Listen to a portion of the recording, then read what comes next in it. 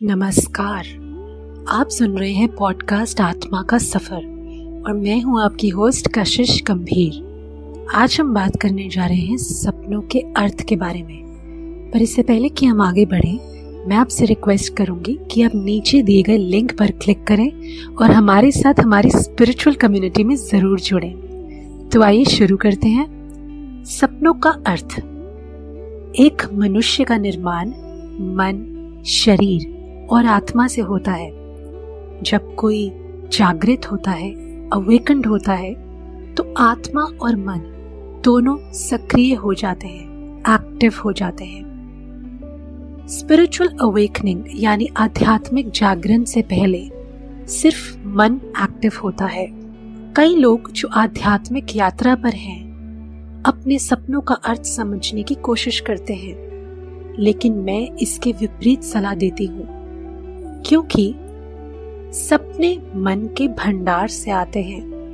हम जो कुछ भी कल्पना कर सकते हैं या जो कुछ भी हमने देखा, सुना, बातचीत की, अनुभव किया या किसी भी तरीके से अपनी पांचों इंद्रियों के माध्यम से ज्ञान प्राप्त किया, वह सब मिलकर एक सपने का रूप ले सकता है। इससे कोई फर्क नहीं पड़ता कि हमने 1 महीने पहले किसी विशेष जानकारी को ग्रहण किया था या 10 साल पहले। मन किसी भी चीज को उठा सकता है और उसे हमारे सामने एक स्वप्न के रूप में प्रस्तुत कर सकता है।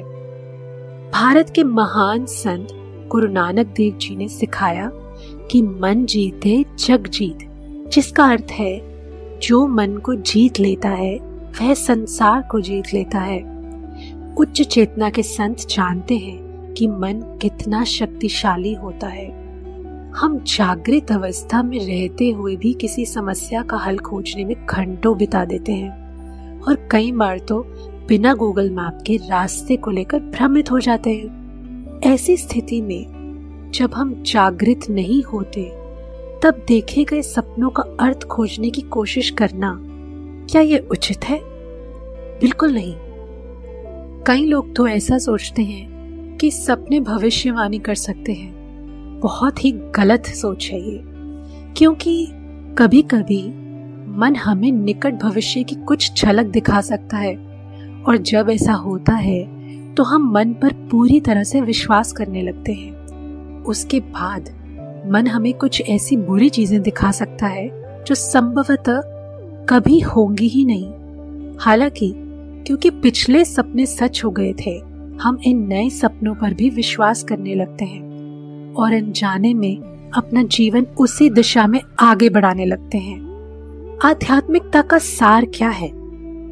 यह है कि मनुष्य ईश्वर के समान बना है और हम अपने जीवन के निर्माता स्वयं ही हैं। श्री कृष्ण ने भी तो यही सिखाया था कि परमात्मा हमारे कण कण में बसा है। तो जब परमात्मा हमारे अंदर है, वो क्रिएटिव पावर हमारे अंदर है, तो हम अपने जीवन के निर्माता खुद ही तो हुए। और क्रियमान कर्म भी तो यही सिखाते हैं कि हम हर रोज नए कर्म बना रहे हैं, पुराने कर्म भुगतने के साथ साथ। यहाँ तक कि रामचरितमानस में गोस्वामी तुलसीदास जी ने लिख दिया, कर्म प्रधान। कर्म प्रधान सिखाते हुए यह बताते हैं कि हमारे कर्म ही हमारा भाग्य बनाते हैं। यह समझ वास्तव में तभी आती है जब हमारी आत्मा मन से अधिक मजबूत हो जाती है। आत्मा को मन से अधिक शक्तिशाली बनाने का मार्ग आध्यात्मिक जागरण के पथ पर मिलता है।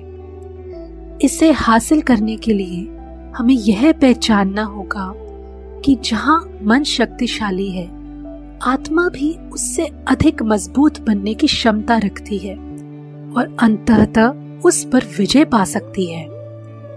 मनुष्य को भेदभाव की शक्ति दी गई है, जिसका उपयोग वह अपनी प्रगति के लिए कर सकता है। इसीलिए सपनों के प्रति एक सरल दृष्टिकोण अपना लीजिए।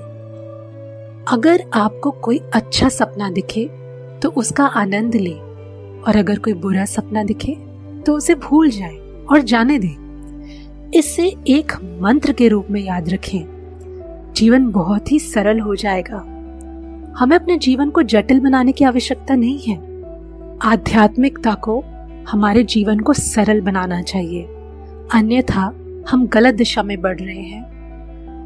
नमस्कार, जल्दी मिलेंगे पॉडकास्ट आत्मा का सफर में, और स्पिरिचुअल कम्युनिटी में जुड़ना ना भूलिएगा। नीचे दिए गए लिंक पर जरूर क्लिक करिएगा। अगर आपको ये एपिसोड पसंद आया हो तो अपने फ्रेंड्स के साथ शेयर जरूर करिएगा और सब्सक्राइब करिएगा। Thank you so much. नमस्ते।